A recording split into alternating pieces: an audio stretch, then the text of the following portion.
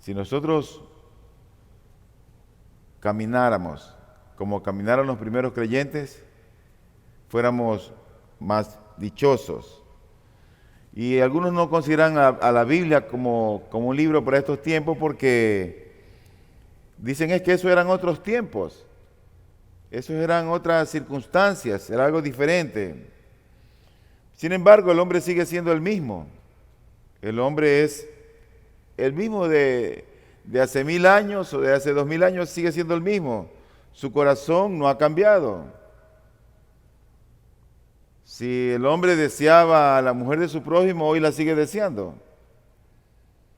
Si el hombre intentaba practicar la pornografía, lo sigue intentando. O sea, eso no ha cambiado. En aquellos tiempos, en época del Imperio Romano, se daba mucho el asunto del alcoholismo, se daba mucho a la borrachera, a las lujurias, a las codicias.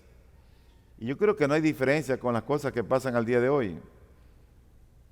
Si nosotros tan solo escucháramos lo que la Biblia tiene que decirnos, fuéramos mejores. La única diferencia es que antes viajaban ellos en caballo y ahora viajamos en avión. Esa es la gran diferencia. Antes se comunicaban por cartas que tenían que llevarla en animal o corriendo y ahora nomás tú tomas el celular y clic, mandas un mensaje de aquí a Europa y ya está. Hasta hablas y ves a la persona. Quiero que vayan conmigo, por favor, al libro de Hechos, al capítulo 2, al versículo 41.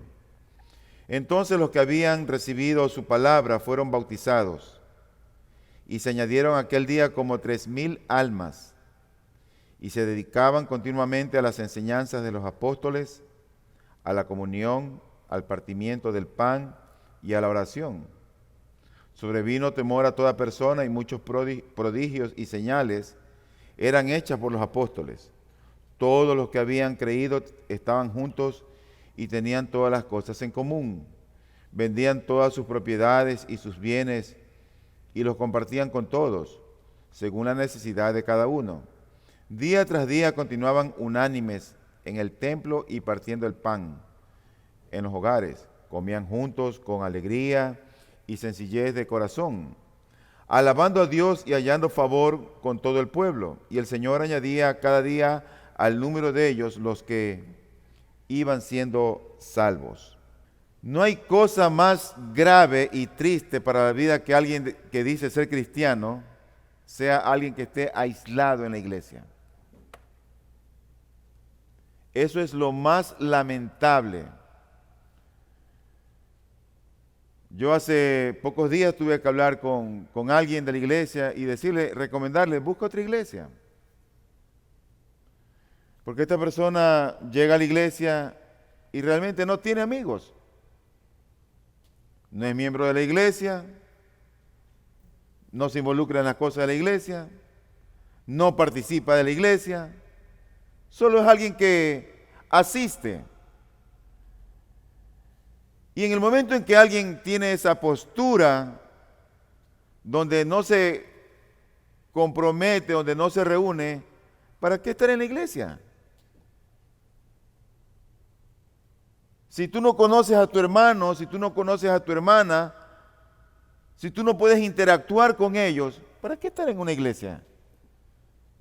Si ese fuera mi caso, yo aprovecharía ese tiempo para leer un buen libro, para irme a disfrutar del cine, para tomarme un buen café, un buen chocolate con un buen sándwich. Pero ir a un lugar, a una iglesia donde yo no puedo interactuar con mis amigos, con mis hermanos, ¿para qué? ¿Qué sentido tiene el poder ir a un lugar? ¿Qué sentido tiene el poder ir a la iglesia cuando yo no tengo amigos? Cuando yo no sé cómo se llama el que está allá sentado en la esquina. Oye, ¿tú conoces a Tyron? Tyron. ¿Y quién es Tyron? Que no conoces a Tyron. No. ¿Y tú conoces a José González? José González. ¿Cuál es José González? Yo sí lo conozco. Yo seguro que ustedes no lo conocen. Daniela creo que también lo conoce. Pero así estamos a veces. Y yo con el dolor en mi alma tuve que decirle a esta persona, mira, busca otra iglesia. Tienes tiempo en la iglesia y no conoces a nadie. No eres amigo de nadie. Cuando tú vas a la Biblia, que es la fuente de cómo se conducieron los primeros cristianos, eso no ocurría con los primeros creyentes. Ellos interactuaban. ¿Sabes lo que había entre ellos? ¿Cuál es la palabra? Comunión. En una iglesia lo que debe de haber es comunión. Si yo voy a un lugar y salgo y no conozco a nadie, no interactúo con nadie, ¿qué sentido tiene ir a la iglesia? La vida del cristiano no es así realmente en la Biblia. En el versículo 14 y el versículo 37 de Hechos capítulo 2, nos deja ver que en este texto que hemos leído fue Pedro el que estaba predicando, y ocurre que Cristo asciende, ellos esperan la promesa del Espíritu Santo en la fiesta de Pentecostés, desciende el Espíritu Santo, los inviste, los llena con poder y tienen valor para predicar. No importa si me perseguían, no importa si al otro día me iban a cortar la cabeza. No importa si tenía que ser azotado o si yo iba a ir a la cárcel. Así que Pedro predica, y él predica a los pecadores, quienes la semanas atrás, habían rechazado a Cristo. ¿Y sabes lo que decían de Cristo? ¡Crucifícale! Eso era lo que ellos gritaban, a una sola voz. Y ocurre que Pedro ahora le predica a esa gente, a esa calaña de gente. Y ahí hubiera estado yo seguramente. ¿Y tú? Así que les predica y ocurre un milagro. Se convierten 3,000 personas y llegan a la iglesia en Jerusalén. Dice el versículo número 41 de Hechos 2, entonces los que habían recibido su palabra fueron bautizados y se añadieron aquel día como 3,000 almas. ¿Qué fue lo primero que hicieron después de que creyeron? Porque recuerden, esos eran judíos. Cuando alguien dice, oye, pareces judío tú. Bueno, estos no parecían, estos eran judíos. Eran los que habían asesinado a Cristo. Y el Señor los salva. Y 3,000 personas se unen a la iglesia.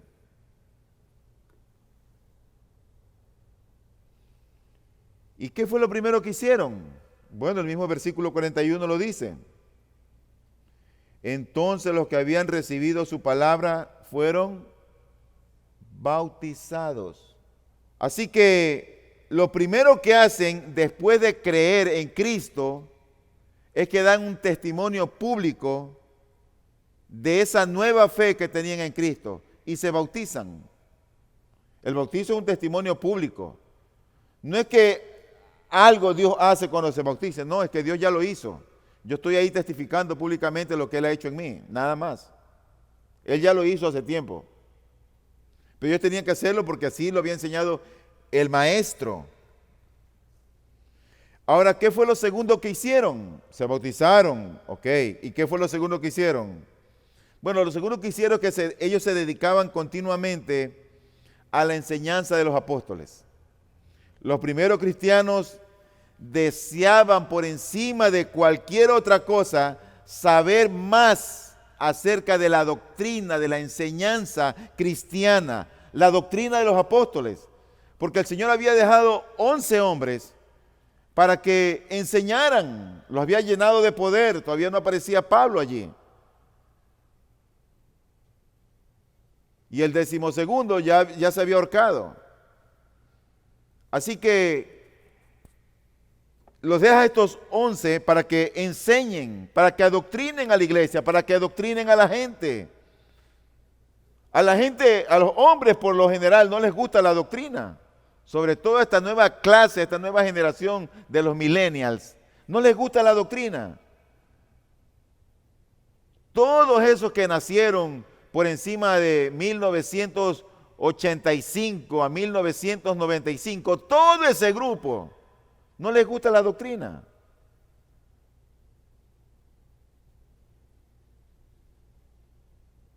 Y se rascan la barbilla porque no les gusta la doctrina. Pero lo más triste es que hay personas que están aún a veces dentro de la iglesia que tampoco les gusta la doctrina.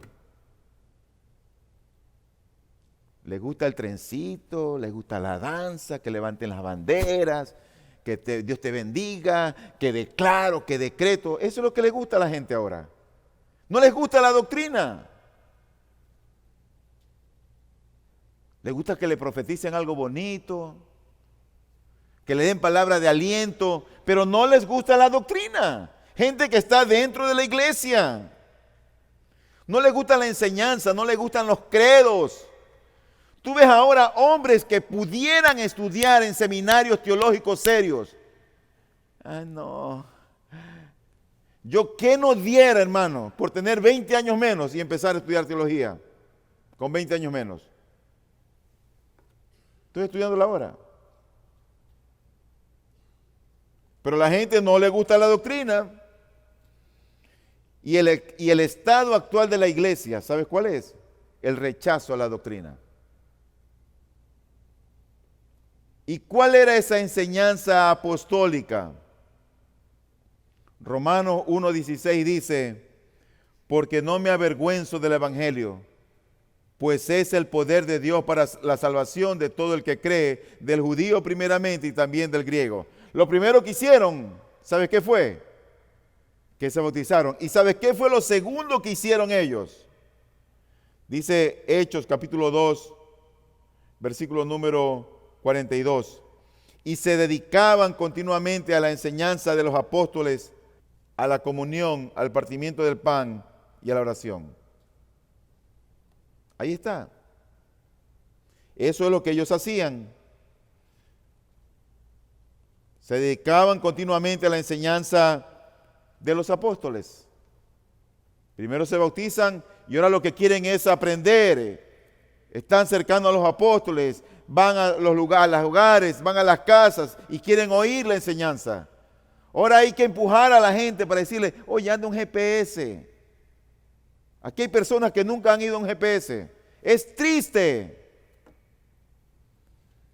Y es triste, ¿sabe por qué? Porque pierden la comunión y pierden la enseñanza.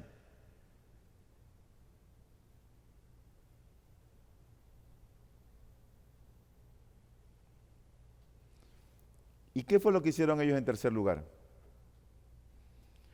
Bueno, lee Hechos 2, 42. Y se dedicaban continuamente a la enseñanza de los apóstoles. Y luego dice, a la comunión. Y es sobre lo que yo quiero hablar el día de hoy. Sobre la comunión.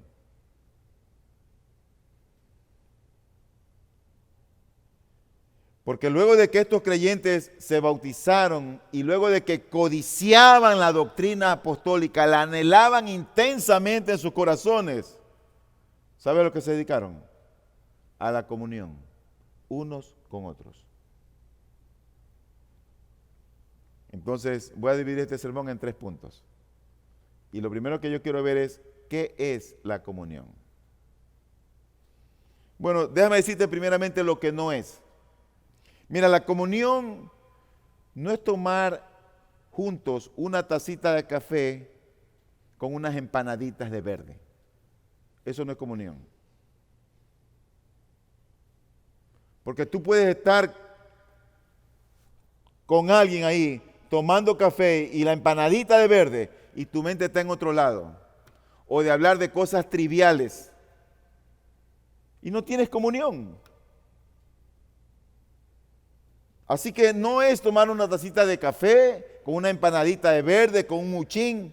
Tampoco significa estrecharse la mano y sonreírte. Dios te bendiga. Y le pones esa sonrisa colgate. Dios te bendiga. Tampoco es eso la comunión. Pero tampoco es mostrar esa amistad, yo digo, a veces superficial. Entonces, ¿qué es la comunión? Bueno, la comunión es una asociación, yo diría, profunda. Es un verdadero compañerismo, una relación íntima. ¿Sabes? Cuyo mayor exponente, ¿sabe dónde se muestra la comunión? En el matrimonio. Ese es el mayor exponente de comunión. Donde mi esposa debe saber lo que a mí me duele, lo que no me gusta, casi hasta lo que pienso. Y yo puedo saber cuando ella está enojada. ¿Sabes por qué? Porque hay comunión. La verdadera comunión realmente nunca es superficial. La verdadera comunión es profunda, es vital. Cuando las personas se convierten en cristianos, lo que se hacen es uno. Porque tienen al mismo Padre, tienen al mismo Salvador, tienen el mismo Espíritu de Dios, tienen la misma palabra. Así que entran en esta comunidad, entran en esa comunión, están juntos en una misma familia. Y después que el Señor Jesucristo, después que tuvo una conversación con el joven rico, quien no cumplió con la demanda que le hizo el Señor de entregar su fortuna y dársela a los pobres, el Señor dice lo siguiente en Marcos 10 del 27 al 30. Mirándolos, a los que estaban allí, Jesús dijo: para los hombres es imposible, pero no para Dios, porque todas las cosas son posibles para Dios. Entonces Pedro comenzó a decirle: he aquí, nosotros lo hemos dejado todo y te hemos seguido. Jesús le dijo: en verdad os digo, no hay nadie que haya dejado casa o hermanos o hermanas o madre o padre o hijos o tierra por causa de mí y por causa del evangelio, que no reciba 100 veces más ahora en este tiempo, casas y hermanos y hermanas y madres e hijos y tierras, junto con persecuciones, y en el siglo venidero la vida eterna. El Señor le estaba diciendo: ¿tú quieres seguirme? Vende todo lo que tienes y dale a los pobres. Y ellos se quedan: oye, pero esto es imposible. Y se empezaron a codear: oye, Pedro, ¿estás oyendo lo que dice el Señor? Y ellos se ponen a pensar que ellos lo han dejado todo por seguir a Cristo. Y Cristo le dice: no hay nadie quien lo deje todo por mí y no lo reciba 100 veces más. No hay nadie, dice él. En otras palabras, tú vas a tener, si dejas a tu madre, vas a tener 100 madres más. Si dejas a tu padre, vas a tener 100 padres más. ¿Y sabes cómo es que se llega a eso? Por la comunión.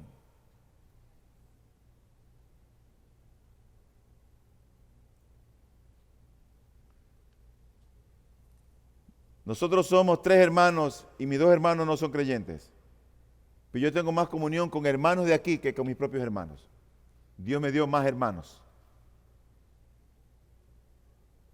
Tengo muchos primos y no son creyentes. Pero con gente de la iglesia yo tengo más comunión, por supuesto, que con mis propios primos. Es que así debe de ser. No puede ser que yo tenga más comunión con un impío que con mi hermano de la iglesia o mi hermana de la iglesia. Porque la comunión entre los santos debe ser algo vital, debe ser algo profundo, genuino, es algo realmente esencial en la vida del cristiano. Si tú vas a una iglesia y tú no tienes comunión con la iglesia, ¿qué haces en la iglesia? ¿Para qué estás en la iglesia? No tiene sentido estar en una iglesia si no tienes comunión con la gente. No tiene razón de ser. Claro, a menos que seas un impío. Ahí sí tiene razón de ser.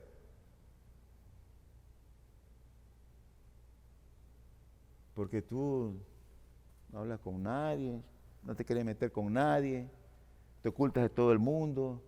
Ellos hablan de una manera y tú hablas de otra. Ellos piensan de una manera y tú piensas de otra. Y estás con subterfugio, te ocultas, te vas rápido de ahí. Uno conoce a la gente. Uno se da cuenta de la gente.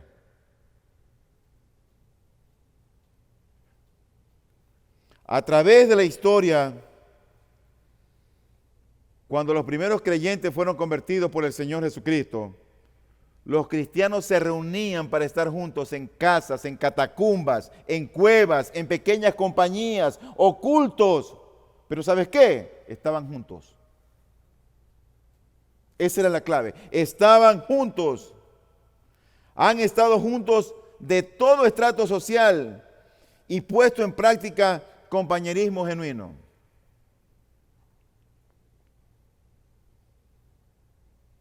A veces yo me pregunto, cuando la gente va a un lugar y quiere elegir una iglesia, ¿por qué quiere elegir a la iglesia? ¿Por qué yo elijo esta iglesia? Yo no soy miembro de la iglesia. Yo estoy visitando la iglesia, quiero ver si me quedo, si no me quedo. ¿Qué es lo que me motiva a escoger una iglesia, esta iglesia o otra iglesia? Para muchos lo primero es la música. Craso error. Para otros han venido y ¿sabes qué lo ven? La gente. No, que aquí hay hermanos que son medios chiros. Yo no quiero andar con gente chiro. Y se van porque están viendo a la gente. Para otros quieren el confort. Alguien dijo aquí, no es que ahí no tienen cuidado para niños. Y están viendo el cuidado para niños. Otros están viendo, sé que el liderazgo. Si el pastor tal vez es un viejito, tal vez, no, ese viejito para allá. ¿Qué es lo que la gente ve o qué es lo que tiene que ver? Yo lo que primero vería es que si hay comunión en la iglesia. Si predican la palabra del Señor. Pero si yo voy a un lugar como entra la iglesia católica, que tú entras y sales y tú no conoces cómo se llama el que está delante tuyo. Es más, ni conoces cómo se llama el que está al lado tuyo sentado. Y hasta te sientas aislado, quieres estar separado de la gente. Porque no tienes comunión.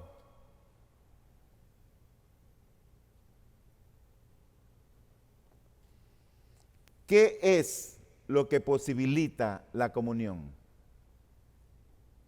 Tiene que haber algo que posibilite la comunión. Te voy a decir 3 cosas importantes. Número 1, el nuevo nacimiento. Eso posibilita la comunión. Dice la Escritura en el libro de 2 de Corintios, capítulo 6, versículo 14 al 16. No estéis unidos en yugo desigual con los incrédulos, pues ¿qué asociación tiene la justicia y la iniquidad? ¿O qué comunión la luz con las tinieblas? ¿O qué armonía tiene Cristo con Belial? ¿O qué tiene en común un creyente con un incrédulo? ¿O qué acuerdo tiene el templo de Dios con los ídolos? Es por demás obvio entender, comprender. ¿Cómo puedo yo tener que mis amigos sean del mundo? Mis panas del trabajo, de la universidad, del colegio, y no tenga amigos en la iglesia. Eso es algo extraño. Yo dudaría de la conversión de alguien así, que no tiene amigos en la iglesia, o que no sean sus amigos dentro del seno de la iglesia.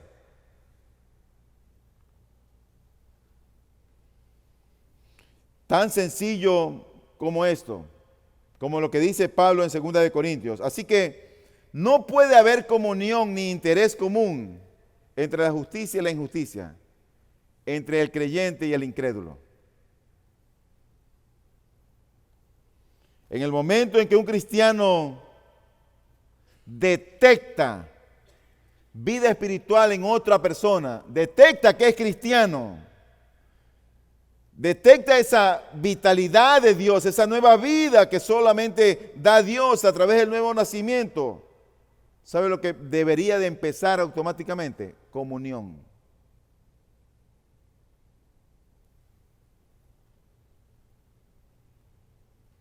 Por eso Practica la comunión. Practica la comunión. Se puede reconocer al que es cristiano, al que es un creyente, al que es un hermano en la fe. Se lo reconoce. No solamente que parece cristiano, ni se sienta como cristiano, sino que huele a cristiano. Se lo reconoce. Así que lo primero que posibilita la comunión, por supuesto, es el nuevo nacimiento. Lo segundo que posibilita la comunión, otra cosa que lo genera, ¿sabes qué es? La enseñanza común. Esos cristianos, cuando Dios los convirtió, ¿sabe lo que hacían? Se iban a oír lo que los apóstoles decían y se sentaban al pie a oír lo que decían los apóstoles. Estos pescadores que empezaron a hablar.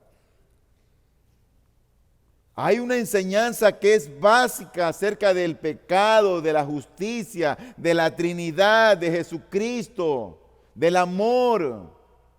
Y la gente quiere oír esa enseñanza. A mí me apena cuando tenemos enseñanzas y la gente no viene.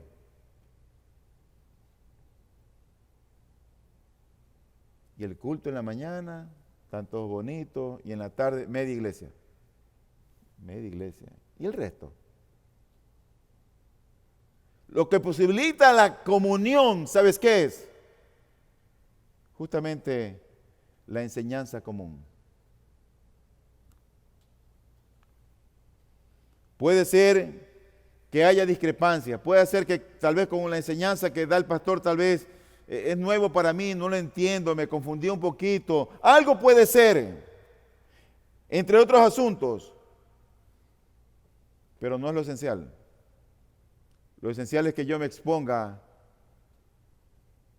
con un corazón humilde ante la palabra del Señor. Eso es lo esencial. Sin esto es imposible que haya comunión. ¿Tú te has puesto a pensar tal vez cuánto tiempo a mí me toma preparar las clases en la mañana? ¿Tú te has puesto a pensar la escuela bíblica y que tengo que irme cuando voy a Estados Unidos y comprar el marcador, el señalador para que los hermanos vean bien y las diapositivas, déjame revisar, mira, pásamela, ponme acá, conéctame esto? Y la gente no viene. Es decepcionante cuando la gente no desea tener comunión, porque no quiere la enseñanza común. Es triste. No me desanima, para nada, pero me muestra lo que hay en el corazón de la gente.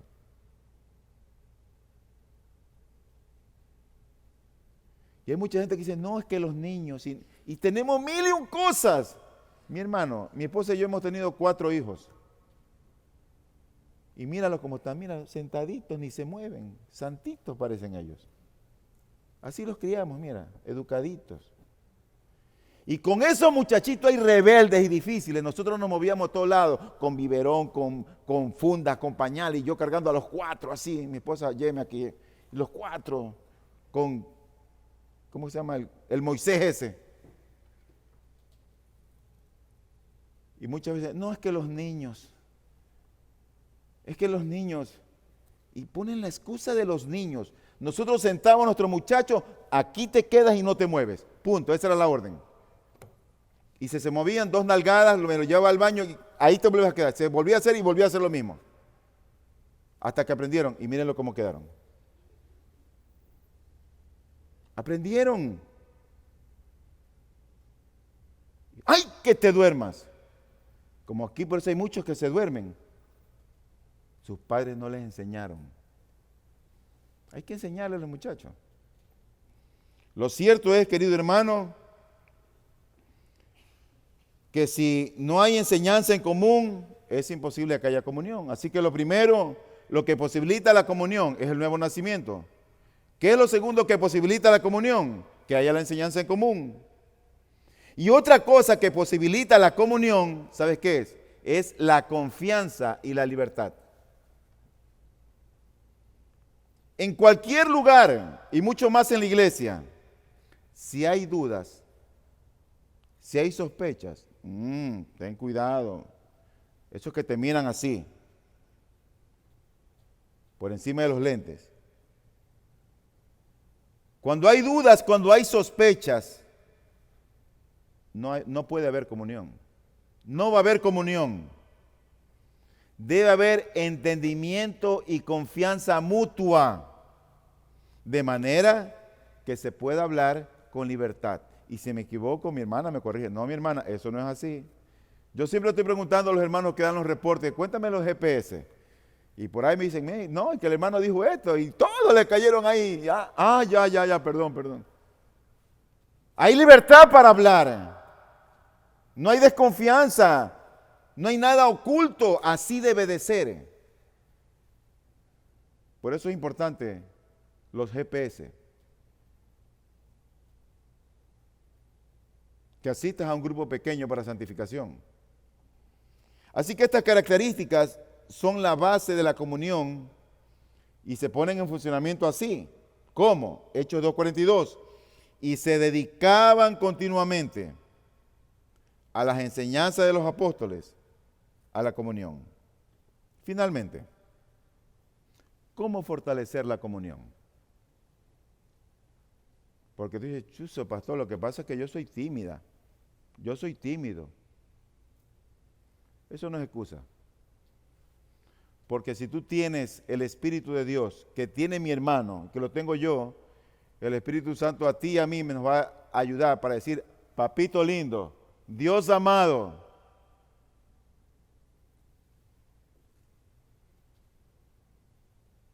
el problema está cuando estamos ensimismados y queremos ser el centro o el foco de atención nosotros y no Cristo.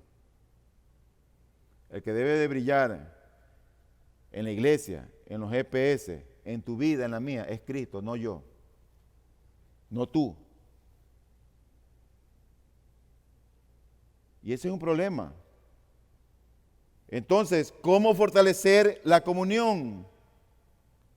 Hay ciertos signos que siempre caracterizan la verdadera comunión.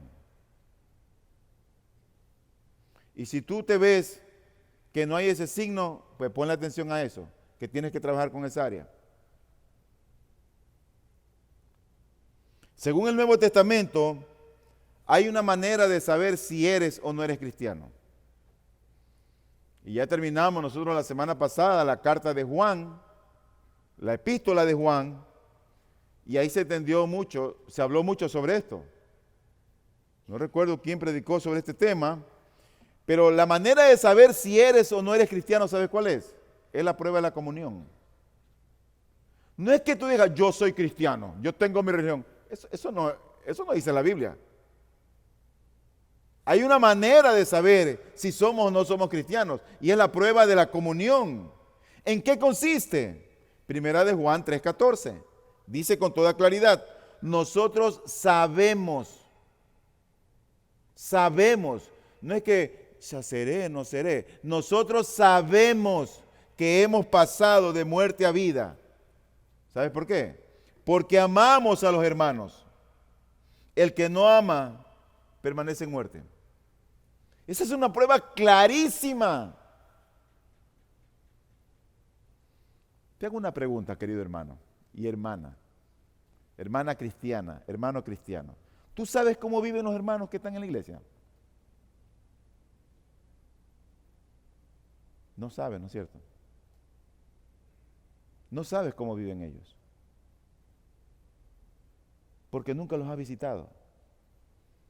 Porque tal vez no te interesa. Bueno, vamos a ser más suaves. No tienes tiempo porque eres muy ocupado. Suena más bonito.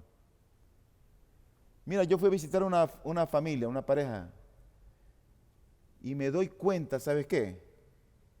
Que su piso era tierra. A mí se me partió el corazón. Ni siquiera lo dije a la iglesia.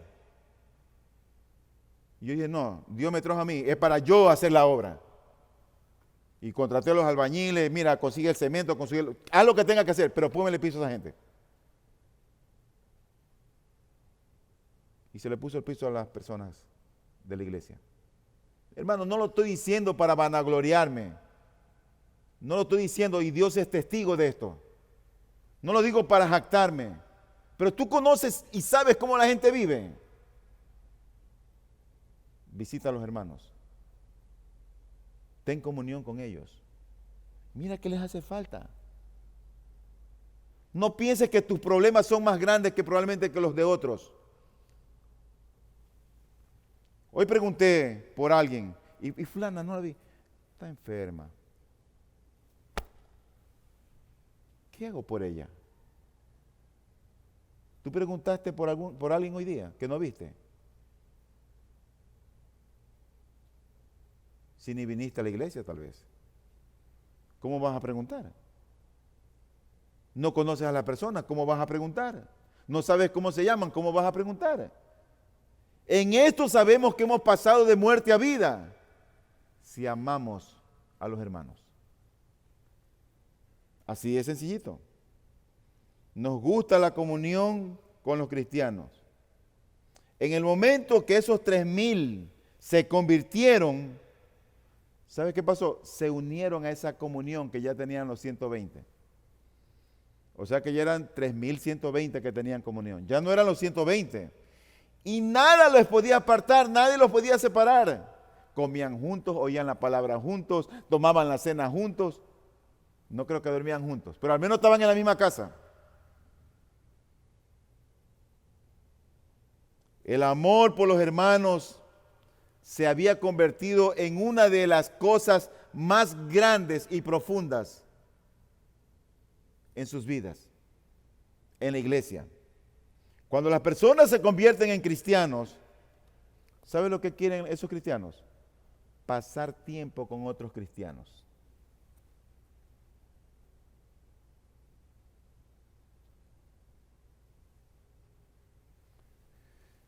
Una de las cosas que yo le doy gracias a Dios son tres cosas dentro de la tecnología que hay ahora que tenemos al alcance del mundo. ¿Sabes? Una de ellas es el carro. Porque yo, cuando fui muchacho, no tenía carro, ni mi papá tenía carro.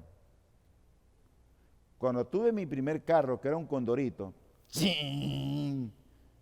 y estaba pretendiendo a mi esposa, le decía, ven, súbete. Ese carro para mí era todo. El Cóndor. Ya algunos no lo conocen.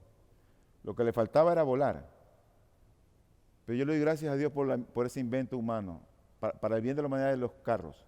Lo otro son los aviones, porque te moviliza rápido, de un continente a otro, de una región a otra. Y otros son los GPS. No los GPS que tenemos ahora, vamos a decirlo en inglés, los GPS. Porque eso te lleva a cualquier lugar y dice, a la derecha, a la izquierda, para. No dice para, pues te fuiste de largo, te dice. Es un invento fabuloso para mí. Una de las cosas mejores que hay. Y hay personas que a veces tienen posibilidades para venir a las iglesias, porque tienen carro y viven cerca y no están aquí. Y eso me apena. Y tú lo has visto que se volvieron domingueros de mañana. Gloria a Dios por los que vienen mañana y tarde, que lo sé con exactitud quiénes son. Sé con certeza quiénes son. Puedo siempre decir, fulano, mañana y tarde. El otro, domingo en la mañana. El otro, domingo en la tarde. Pero gloria a Dios por esas bendiciones. Pero yo digo, ¿no quieres oír la palabra juntos? ¿No quieres tener comunión con tu hermano? ¿No quieres ver a tu hermano? ¿Sabes? Yo creo que los momentos que más disfrutamos, ¿sabes cuándo es? Cuando estamos afuera tomándonos esas empanaditas con café y conversando, y cómo te estás, y tu vida, y el trabajo, y conversan las cosas. Esa comunión, no conversaciones superficiales ni triviales. Así que, cuando nos convertimos en cristianos, queremos pasar tiempo con los cristianos y nos preocupamos por ellos. Y la prueba del cristianismo es su cambio en las personas, es justamente ese nuevo nacimiento, su pertenencia a una nueva familia.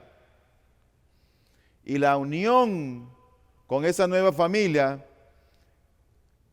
debe de ser más profunda que los lazos naturales o sociales. ¿Tú sabes por qué? Porque, y esto parece como un poco ofensivo, pero si un hijo mío no tiene la mente de Cristo, puede ser mi hijo, pero ¿cómo puedo tener comunión con él? Lo puedo ver como mi hijo, pero no como mi hermano.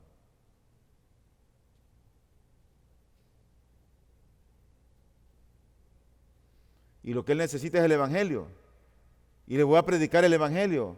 Y le voy a mostrar el Evangelio. Y voy a darle testimonio del Evangelio. Pero él no necesita la comunión conmigo. Él necesita el Evangelio de Cristo. Pero yo no le puedo llamar a mi hijo, mi hermano. Como tú no podrías llamarle hermana a tu madre si es una impía que no ha venido a Cristo. Ni puedes decirle mi hermano a tu marido si él es un impío que no quiere saber nada de Cristo, donde tiene otros intereses del mundo. Es tu marido, sí, sujétate. Te tocó, te tocó ese gordo ahí. Sométete. No te queda otra. Pero no es tu hermano. Es tu marido. Respétalo, hónralo, sométete. Y la unión con esa nueva familia, con esos nuevos creyentes, ¿sabe lo que llega a ser? Llega a ser más profunda que los lazos familiares, naturales o sociales. Se reúnen, pasan tiempo, no pueden estar alejados unos de otros, porque tienen comunión. Dice la Escritura en Juan capítulo 13, versículo 34. Un mandamiento nuevo os doy, que os améis los unos a los otros, que como yo os he amado, así también os améis los unos a los otros. En esto conocerán todos que sois mis discípulos, si os tenéis amor los unos a los otros. Así que el primer signo de la comunión es el amor por los hermanos. Ese es el primer signo. ¿Cómo yo puedo hacerle daño a mi hermano? ¿Cómo puedo hacerle daño a la hermana? O es más, ¿cómo puedo hacerle daño a la iglesia llamándome yo cristiano? Hablando mal del hermano, hablando mal de la hermana, criticando, murmurando.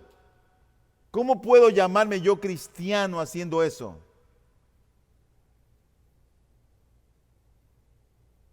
Qué terrible esa postura, esa posición. O por decirlo así, es un cristianismo algo extraño. Que alguien se llame cristiano y le dé piedra, hacha y machete por la espalda al hermano o al pastor. No, que el pastor así, el pastor asá. Y uno a veces oye, ¿qué le he hecho a este? Así que el primer signo es el amor mutuo. ¿Sabes cuál es el segundo signo? Veamos lo que dice Gálatas 6.2. Ese es el segundo signo. Gálatas 6.2. Llevad los unos las cargas de los otros y cumplid así la ley de Cristo. Mira, mi hermano, la Biblia te dice que eches tus cargas al Señor. ¿Es eso correcto o no es correcto? ¿Es eso verdad? ¿Es eso correcto? Echa sobre mí tus cargas. Si estáis trabajados y cargados, echen sobre mí sus cargas, dijo el Señor. Eso es correcto. Las cargas que tú no puedes llevar, tú tienes que ponérselas al Señor. Hay otras cargas que tú y yo tenemos que llevar, y no son ni para el Señor ni para mi hermano, son para mí. Por ejemplo, la instrucción que yo doy a mis hijos, mi responsabilidad que tengo en mi hogar como sacerdote de instruir a mi familia, eso no es de la iglesia, ni eso le corresponde a Dios. Como sacerdote y cabeza del hogar me corresponde a mí. Por eso que dice la Biblia, en Gálatas mismo, cada uno llevará su propia carga. O sea que es correcto que, por un lado, las cargas que tú no puedas llevar, se las eches a Dios. Es correcto que hay cargas que no son para tu hermano, ni para la iglesia, ni para Dios, que son mis cargas que yo las tengo que llevar. Pero también es correcto lo que estamos leyendo en el versículo 2. Dice el versículo 2, llevad los unos las cargas de los otros y cumplid así la ley de Cristo. Hay cargas de mis hermanas y de mis hermanos que tengo yo que llevarlas y tengo yo que ayudarlas y poner el hombro. Y lloro a Dios en verdad, hermanos, que nosotros pongamos en práctica un cristianismo real y verdadero y no de nombre. Y eso solamente se va a conseguir, ¿sabes cuándo? Cuando haya comunión. Y ya te digo, no es Dios te bendiga, ¿cómo estás? ¿Cómo te ha ido? Sí, sí, sí. Y toda una cuestión superficial. Pero tú nunca lo ves comprometido ni involucrados con la iglesia.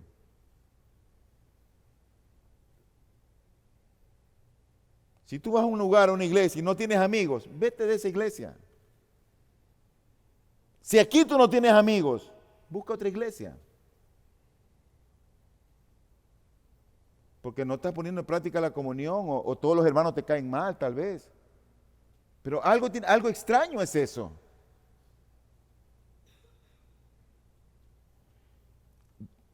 Una de las razones principales porque los primeros creyentes ponían en práctica la comunión era la causa de su desconocimiento. Ellos pensaban así, más o menos así. Dicen, nosotros tenemos familiares, tenemos amigos, tenemos vecinos, tenemos unos compañeros agricultores y que cuidan el rebaño.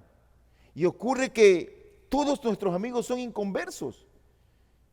Y yo recién conozco a Cristo. Queremos hablarle del Evangelio, pero no sé cómo, porque somos ignorantes, no sé cómo decirle. Así estaban ellos. Entonces ellos dijeron, preguntémosle a los apóstoles. Tenemos que preguntar, aprender de los apóstoles. Debemos juntarnos, debemos estar con ellos. Y la causa del desconocimiento los llevaba a juntarse para aprender juntos. Pero a veces hay personas que parece que ya lo saben todo. Y nunca preguntan. Saben mucho. Y ellos se juntaban para aprender y tener comunión.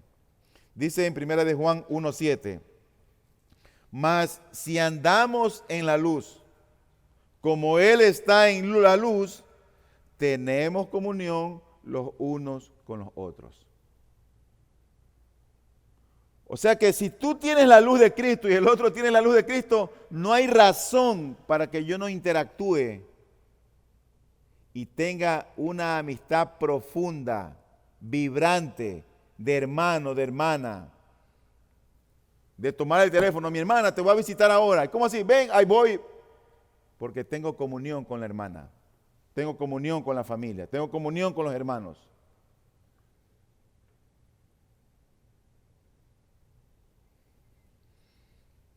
Dice en Malaquías capítulo 3, versículo 16.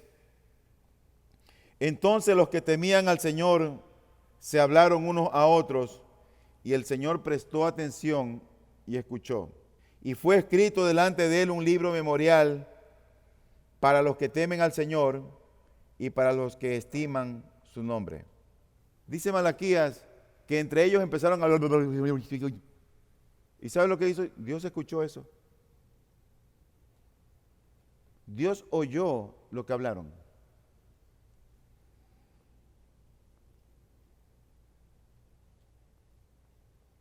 Déjame traer una palabra de aplicación. Yo te recomiendo, yo te exhorto amorosamente a que pongas en práctica la comunión.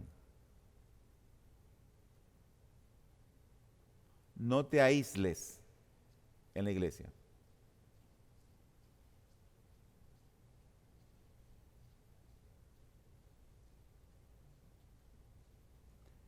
No te escondas. No salgas disparado de aquí. Ya es hora que tengas amigos en la iglesia. Que tengas amigas dentro de la iglesia. Porque los verdaderos amigos salen en el seno de la iglesia. A menos que no seas cristiano. O que la otra persona no sea cristiana. Así que no esperes a ser invitado al hogar de un hermano para tener comunión.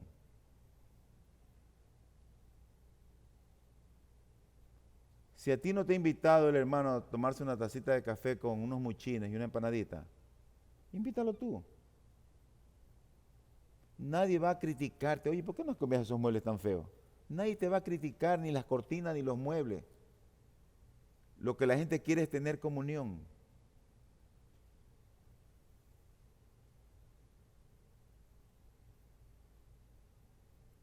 Ponlo en práctica. Así que no solo compartas los alimentos cuando ya esté contigo en la casa. No lo hagas tan superficial en ese momento. Porque a veces puede ser solamente eso, café y brindamos café y ya. ¿Y eso es lo que el pastor dijo? No se trata de eso, mi hermano. Se trata de que puedas con esa persona orar, que puedas compartir tus problemas, que puedas abrir tu corazón. Yo sé que hay hermanos y hermanas que son difíciles a veces en la iglesia, en todo lugar. Hay personas que, chuzo, esta persona no me gusta cómo habla. Y tienen razón de ser a veces.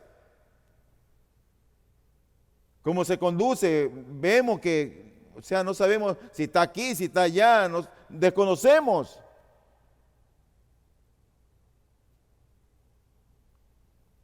Así que pon en práctica la comunión. No salgas corriendo después del culto. Preséntate, date a conocer. Mire, soy fulano de tal, yo soy carpintero, tengo la misma profesión de Cristo, soy carpintero. ¿Y usted qué, señor? Pintor. Ah, usted es como Picasso, yo soy como Cristo. Mire, yo hago esto, cuente conmigo, le puedo pintar cualquier cosa. Vivo en tal lugar. Hable, preséntese. Tenga comunión. Date a conocer. Ten conversaciones amenas, edificantes. Oro a Dios en verdad que nosotros podamos disfrutar de la comunión. Y que tú veas a tu hermano y a tu hermana como una familia en Cristo.